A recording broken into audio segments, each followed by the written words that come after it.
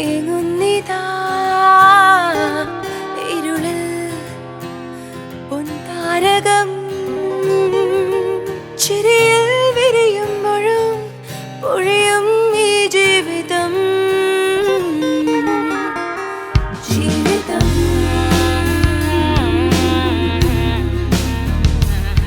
ജീവിതം.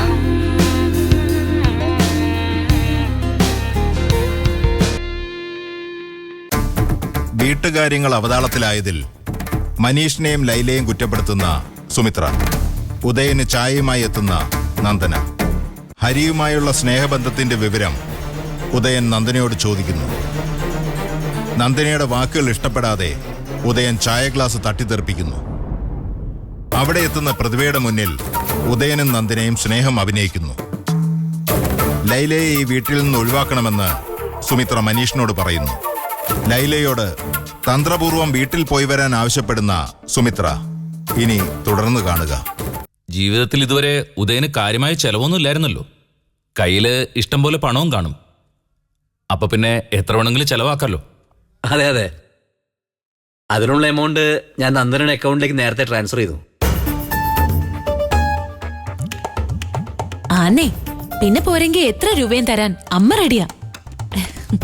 സത്യത്തില് അമ്മ നിർബന്ധിച്ചിട്ടാ ഞങ്ങൾ ഈ യാത്രയൊക്കെ പോകുന്നത്. വെറുതെ ഇരിക്കല്ലേ, പോവാന്ന് ഞാനും വിചാരിച്ചു. എന്നാ പിന്നെ മൂന്നാറിലേക്ക് ഇറങ്ങാം. പോവാം. ഇത് അമ്മായി സ്വഭാവം. ഒരു കാര്യം തീരുമാനിച്ചാ അപ്പ അതിനു വേണ്ടി ഇറങ്ങണം. അത് നല്ല ലക്ഷണമാ. ശുഭസ്യ ശീഘ്രം എന്നാണല്ലോ പ്രമാണം. എന്നാ ശരി, ഞങ്ങൾ ഇറങ്ങട്ടെ. ശരി.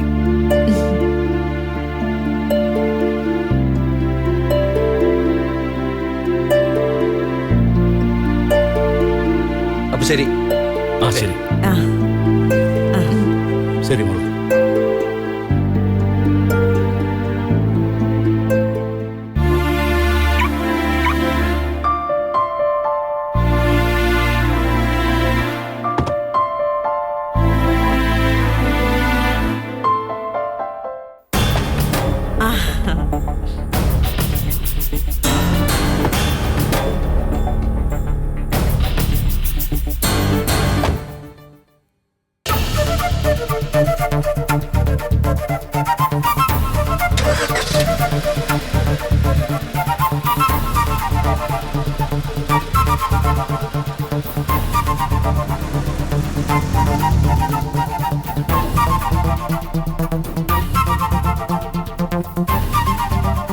എനിക്ക് എറണാകുളത്ത് പോയേ പറ്റൂ.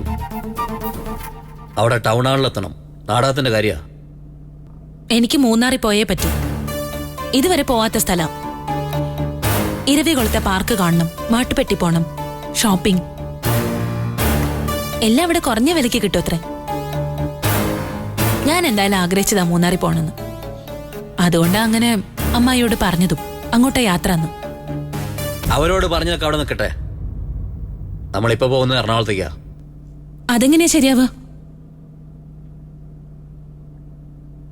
മനസ്സിലാവാത്തോണ്ട് ചോദിക്കുക. ശരിക്കും ഇപ്പൊ ഇയാൾക്ക് എന്താ വേണ്ടത്? അങ്ങനെയാണെങ്കിൽ എനിക്കുണ്ട് ഒരു കാര്യം ചോദിക്കാൻ. എന്തിനാ ഇന്ന് രാവിലെ ചായ ഗ്ലാസ് തട്ടിത്തെറിപ്പിച്ച്? നന്ദനയുടെ സംസാരം അതിര് കടന്നുകൊണ്ട് എനിക്ക് ശരിക്കും ദേഷ്യം വന്നു. ചായ തട്ടി എറിഞ്ഞത് എനിക്കേറ്റ അടിയായിട്ടാ തോന്നിയത്. അങ്ങനൊരു പെരുമാറ്റം ഞാൻ പ്രതീക്ഷിച്ചില്ല. നന്ദന മനഃപൂർവ്വം എന്നെ പ്രൊവോക്ക് ചെയ്യാൻ ശ്രമിച്ചു. ഒന്നുമില്ലെങ്കിലും ഇയാളുടെ കഴുത്തിൽ താലി കെട്ടിയാളല്ല ഞാൻ. എന്നെ റെസ്പെക്ട് ചെയ്യണ്ട, പക്ഷെ ഈ താലിയെ ബഹുമാനിക്കണം. താലിയോട് ബഹുമാനക്കുറവൊന്നുമില്ല. പക്ഷേ ഇഷ്ടമല്ല എന്ന് പറഞ്ഞിട്ടും അത് അവഗണിച്ച് ഈ ബന്ധത്തിൽ കുരുക്കുമായിരുന്നു എന്നെ. എന്റെ വാക്കിന് വിലയില്ലായിരിക്കാം. എന്നാ ഈ പറയുന്ന ആളുടെ വാക്കിന് വേണ്ടെന്ന് തന്റെ അടുത്തോടെ ഒരു വാക്ക് പറഞ്ഞിരുന്നെങ്കിൽ ഈ കല്യാണം നടക്കില്ലായിരുന്നു.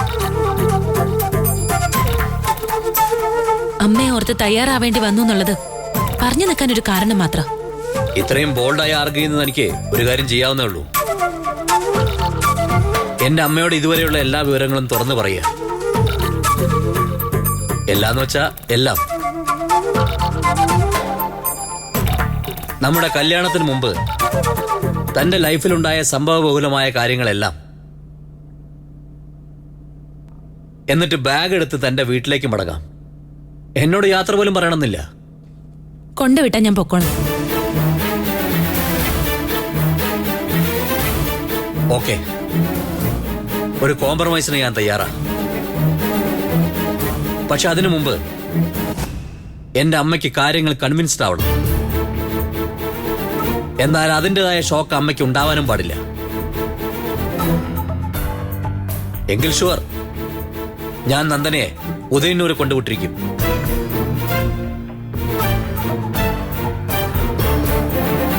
താൻ ആൻസർ ഒന്നും പറഞ്ഞില്ല.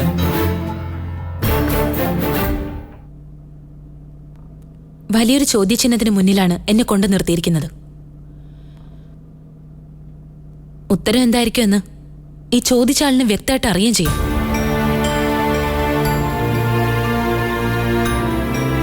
നാളെ ഒരിക്കൽ ഞാൻ അമ്മയുടെ മുന്നിൽ തുറന്നു പറച്ചിൽ നടത്തിയെന്ന് വരാം. പക്ഷെ ഇപ്പൊ വയ്യ.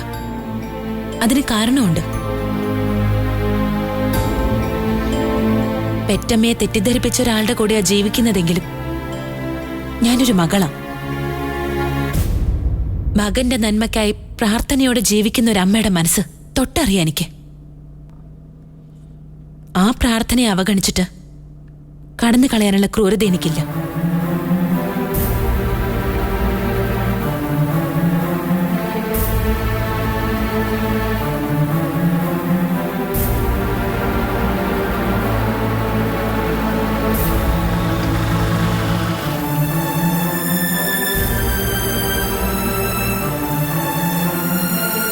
മൂന്നാറിന് പകരം ഇവിടുത്തെ പ്രകൃതി ഭംഗി കാണിക്കാനാണെങ്കിൽ എനിക്കൊട്ടും താല്പര്യമില്ല. പൊസസീവ്നെസ് കൂടുമ്പോഴാണ് പലരും റഫായിട്ട് പെരുമാറുന്നത്. രാവിലെ ഉദയന്നൂർ വെച്ചുണ്ടായ ഇൻസിഡന്റിൽ താൻ അങ്ങനെ ഒരു അംശം കാണുന്നുണ്ടെങ്കിൽ ഉടനെ അത് തിരുത്തണം.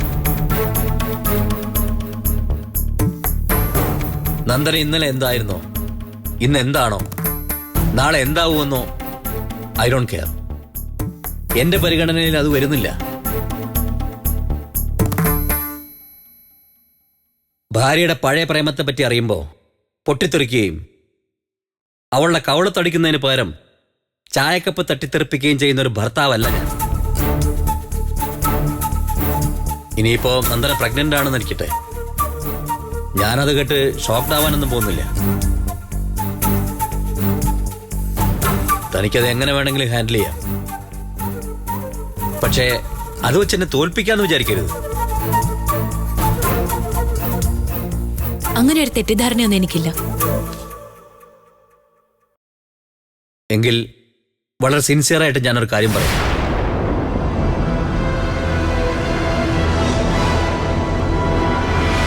സ്നേഹിച്ച ആളിന്റെ കൂടെ വേണമെങ്കിൽ നന്ദനയ്ക്ക് പോവാം. സീരിയസ് ആയിട്ടാണ് ഞാൻ സംസാരിക്കുന്നത്. അങ്ങനെ ചെയ്താൽ നന്ദനയ്ക്ക് രക്ഷപ്പെടാം, എനിക്ക് രക്ഷപ്പെടാം. എഴുത്തും വായനയൊക്കെയുള്ള ആളല്ലേ? കുറച്ചുകൂടി ഉയർന്ന തലത്തിൽ ചിന്തിക്കുമെന്നാ ഞാൻ വിചാരിച്ചത്. സ്നേഹിച്ച ആളുടെ കൂടെ ഇറങ്ങിപ്പോയതാണ് ഞാൻ.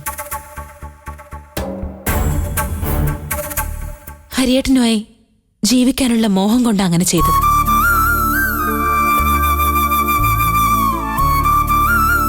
ആ സ്നേഹത്തിന്റെ അടയാളം ഇപ്പോഴും മനസ്സിലുണ്ട് എന്നത് മറച്ചു വെക്കുന്നില്ല. ഒരാൾക്ക് ഒരേ അളവിലും ആഴത്തിലും ഒരാളെ മാത്രമേ സ്നേഹിക്കാൻ കഴിയൂന്ന് ഞാൻ തിരിച്ചറിയുന്നു.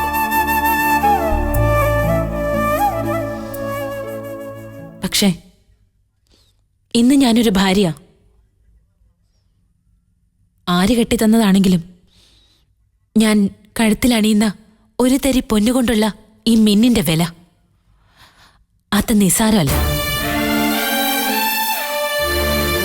ഒരു പക്ഷേ ഒരു പെണ്ണിന് മാത്രമേ ആ വില മനസ്സിലാക്കാൻ കഴിയൂ.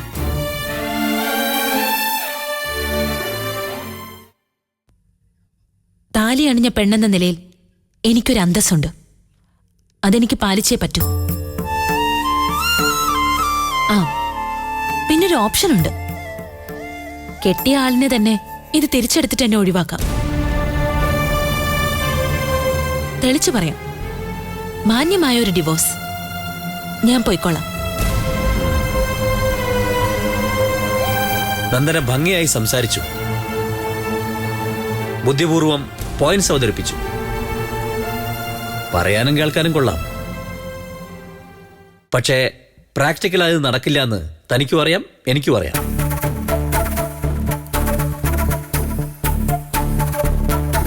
അതായത് ഇപ്പോൾ ഡിവോഴ്സ് നടക്കില്ല എന്ന്.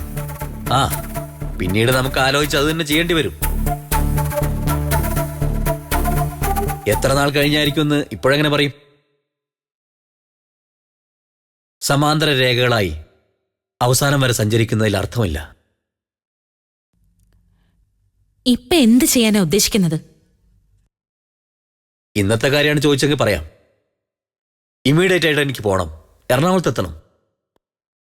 നാടകത്തിന്റെ ടീം എന്നെ കാത്തിരിക്കുകയാണ്. ഞാനൊന്നും ഇല്ല അങ്ങോട്ട്. കൂടെ കൊണ്ടുപോകാൻ താല്പര്യമില്ലെന്നും അറിയാം. അതെ, നന്ദന ഉദയന്നൂരിലേക്ക് തിരിച്ചു പോകണം. യാത്രയ്ക്ക് എന്തെങ്കിലും മുടക്കുണ്ടായെന്ന് പറഞ്ഞാൽ മതി.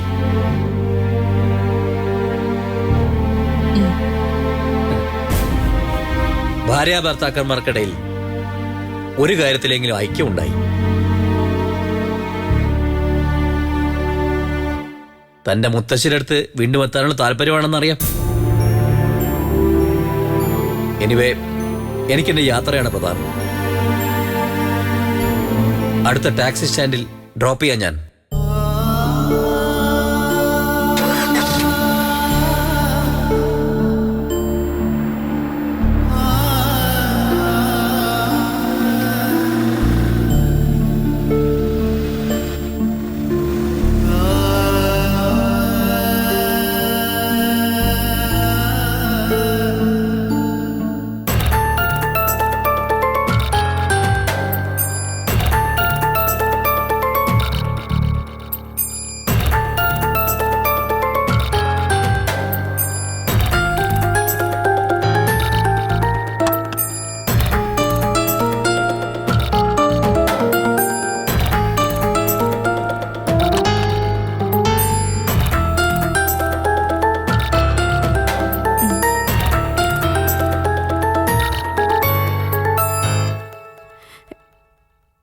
ഇന്ന് കടയിൽ പോകുന്നില്ലേ മനീഷേട്ടാ?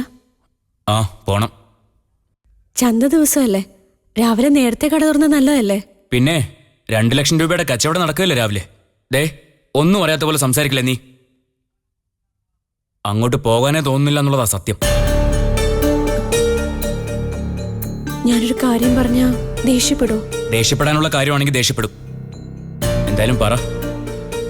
ഞാനും മനീഷേട്ടന്റെ കൂടെ കടയിൽ വന്നോട്ടെ? ജോലിക്ക് നിൽക്കുന്ന കുട്ടിയെ പറഞ്ഞയക്കാം. മാസം തോറും അതിന്റെ ശമ്പളം ലാഭമാവല്ലോ. സെയിൽസ് ഗേളായിട്ട് നീ വീണ്ടും കടയിൽ വന്ന് നിൽക്കാനോ? അതിനെന്താ, ഒരു തൊഴിലല്ലേ. ഞാനതിൽ കുറച്ചിലൊന്നും കാണുന്നില്ല. ഞാൻ കുറച്ചിലേ കാണുന്നുള്ളൂ. അല്ലെങ്കിൽ തന്നെ മൊത്തത്തിൽ നാറി നിൽക്കുക.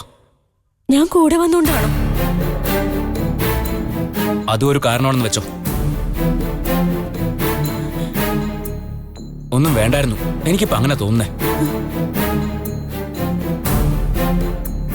ഇങ്ങനെയൊന്നും ആയിരുന്നില്ലല്ലോ മനീഷേട്ടൻ. ഇങ്ങനെ ആയെങ്കിൽ അതെന്റെ മാത്രം കുഴപ്പം കൊണ്ടൊന്നുമല്ല. അമ്മയുൾപ്പെടെ സകല പേരും ഇപ്പൊ എന്റെ നേർക്ക് തിരിഞ്ഞിരിക്കുക.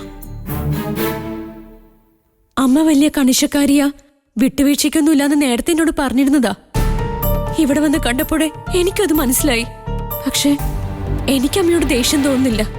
കാരണം അവരുടെ സ്ഥാനത്ത് നിന്ന് നോക്കുമ്പോ അങ്ങനെയല്ലേ പെരുമാറാൻ കഴിയൂ. മക്കൾ എങ്ങനെയെങ്കിലും പോയിക്കോട്ടെ എന്ന് ഒരു നല്ല അമ്മയും വിചാരിക്കില്ല. കുടുംബസ്നേഹമുള്ള അമ്മമാരുടെ കൂടെ പിറപ്പ ശാസനയും ശകാരവും എല്ലാം മനീഷേട്ടൻ അമ്മയും അത്രേ ചെയ്യുന്നുള്ളൂ. ചുരുക്കത്തിൽ കുഴപ്പക്കാരൻ ഞാനാ. ഇവിടെ വന്ന് ഈ വീട്ടിലെ ചുറ്റുപാടുകൾ കണ്ടപ്പോഴാണ് നിനക്ക് മനസ്സിലായത്. കടയിൽ ജോലിക്ക് വന്ന സമയത്ത് ഇങ്ങനൊന്നും ആയിരുന്നില്ലല്ലോ. അന്നും ഇന്നും ഒരുപോലെയാ ഞാൻ. സ്നേഹിച്ചിട്ടേ ഉള്ളൂ മനീഷേട്ടാ ഞാൻ. അത് കടയോ കച്ചവടോ ഒന്നും കണ്ടിട്ടല്ല. പിന്നെ എന്തുകൊണ്ടാണെന്ന് ചോദിച്ചാ പറയാൻ എനിക്ക് അറിഞ്ഞൂടാ. ഇവിടുത്തെ അമ്മ വിശ്വസിക്കുന്നത് പോലെ എന്തെങ്കിലും ഞാൻ മനീഷേട്ടനോട് ആവശ്യപ്പെട്ടിട്ടുണ്ടോ? പൈസ ചോദിച്ചിട്ടുണ്ടോ? എന്നിട്ടിപ്പോ പഴി മുഴുവൻ കേൾക്കുന്നു. അമ്മയോ അനിലേച്ചിയോ എന്ത് വേണേലും പറഞ്ഞോട്ടെ, കേൾക്കാൻ ഞാൻ തയ്യാറാ. പക്ഷെ മനീഷേട്ടൻ ഇങ്ങനെ ഒഴിഞ്ഞു മാറാൻ തുടങ്ങിയ പിന്നെ ഞാൻ എന്ത് ചെയ്യണം? നിന്റെ അമ്മയെ വിളിച്ച് ചോദിക്ക് എന്ത് ചെയ്യണമെന്ന്. ഏത് കാര്യത്തിനും തീർപ്പുണ്ടാക്കാൻ സാമർത്ഥ്യമുള്ള ആളാണല്ലോ. അപ്പോ മനീഷേട്ടൻ എന്റെ കാര്യത്തിൽ ഒരു ഉത്തരവാദിത്വം ഇല്ലെന്നാണോ? നിന്റെ ചോദ്യങ്ങൾക്കെല്ലാം ഉത്തരം തരാനുള്ള ബാധ്യത എനിക്കില്ല. ഞാൻ പോണു.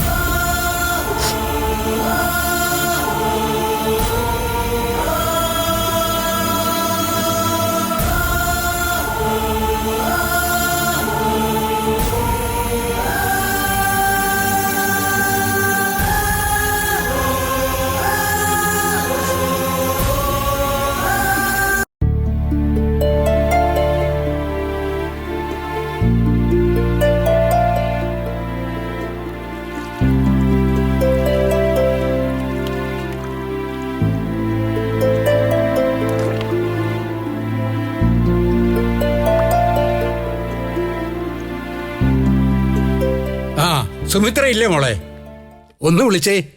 അമ്മേ, ഇങ്ങോട്ടൊന്ന് വന്നേ. എന്താ അച്യുതമാവാ? ഒരു വിവരം പറയാനാ വന്നത്. അല്ല വച്ചേ, നിന്റെ കൈനകരിക്കാരൻ പാർട്ടി പിന്നെ വന്നില്ലേടി? ഇല്ല. നീ വിളിച്ചതുമില്ലേ? അമ്മ സമ്മതിക്കില്ല അച്യുതമാവാ. ഓ, എന്ന് പറഞ്ഞാൽ എങ്ങനെയാ? വരാനുള്ളത് എന്തായാലും വന്നു. ഇനി മുന്നോട്ടുള്ള വഴിയല്ലേ നോക്കേണ്ടത്. നിങ്ങൾ ഇങ്ങനെ അക്കരെ ഇക്കരെയായിട്ട് എത്ര നാൾ തുടരാനാ? അച്യുതമാവൻ അമ്മയോടൊന്ന് പറഞ്ഞു നോക്കൂ. ആ വരട്ടെ, ഞാനൊന്ന് സംസാരിക്കാം. ആ സുമിത്രേ, ഞാൻ ചോദിക്കുകയായിരുന്നേ, ആങ്ങളെ ഈ വഴിക്കൊന്നും വരാറില്ലേ? കുറെ ദിവസമായി ശേഖരേട്ടനെ കണ്ടിട്ട്. ആണോ? ഇവിടെ എന്തെങ്കിലും ആവശ്യം വരുമ്പോ സഹായം വരുമ്പോ ശേഖരമാവനെ കാണാറില്ല.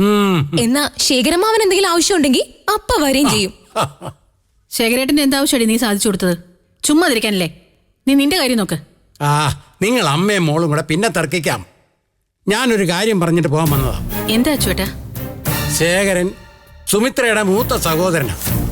മകളും മരുമകനുമായി സാമാന്യം വൃത്തിയായിട്ട് ജീവിക്കുന്നു.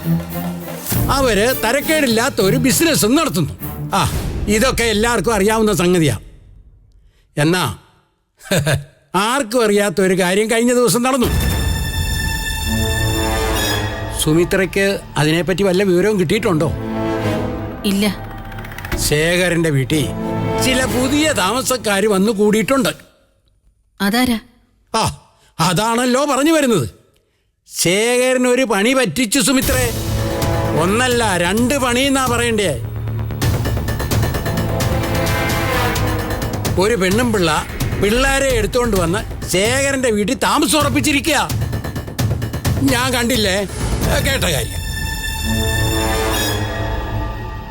ആ അത് ശേഖരന്റെ ഭാര്യയും മക്കളുമാണെന്നാ ജനസംസാരം.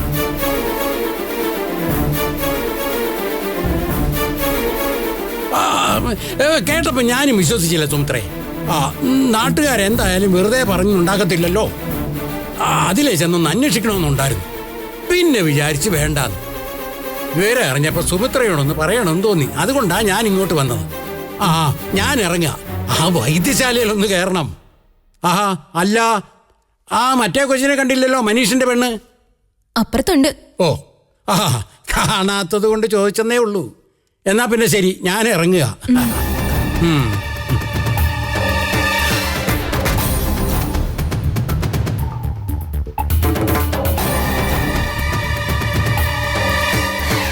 ഉള്ളതാണ് അമ്മ കേട്ടത്. എന്നാലും ശേഖരമാവൻ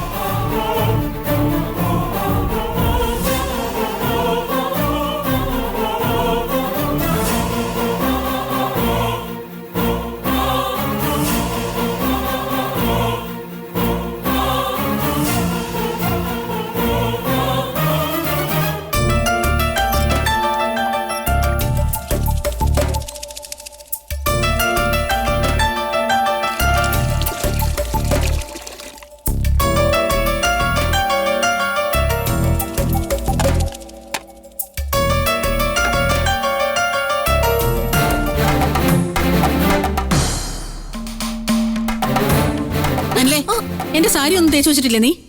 ലൈലയോട് ഞാൻ പറഞ്ഞിരുന്നല്ലോ. ഒരുത്തി വേറൊരുത്തി ഏൽപ്പിച്ചു. അവളിനി വേറെ ആരെയാണോ ഏൽപ്പിച്ചിരിക്കുന്നത്? ഒന്നാമത് കൊള്ളാവുന്നൊരു ബ്ലൗസ് ഇല്ല. ഉള്ളതിന്റെ എല്ലാം കളറും പോയി തുടങ്ങി. മോന് ടെക്സ്റ്റൈൽസ് ഉണ്ടല്ലോ, പോയി കുറെ ബ്ലൗസിന് തുണി എടുത്ത് വന്നൂടെ? മോന് ടെക്സ്റ്റൈൽസ്? നീ എന്റെ വായിരിക്കുന്നത് കേക്കരുതേ. ദേ പോന്ന് ചോദിക്ക്.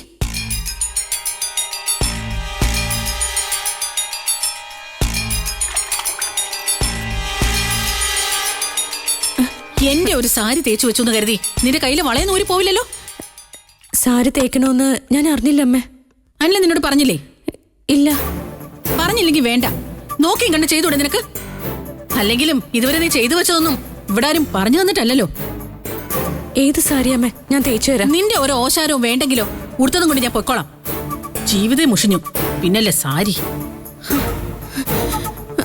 അമ്മേ, ഞാൻ തേക്കാമേ. ദേ അധികം തേക്കണ്ട. നീ ഒരു ഉപകാരം ചെയ്യാമോ?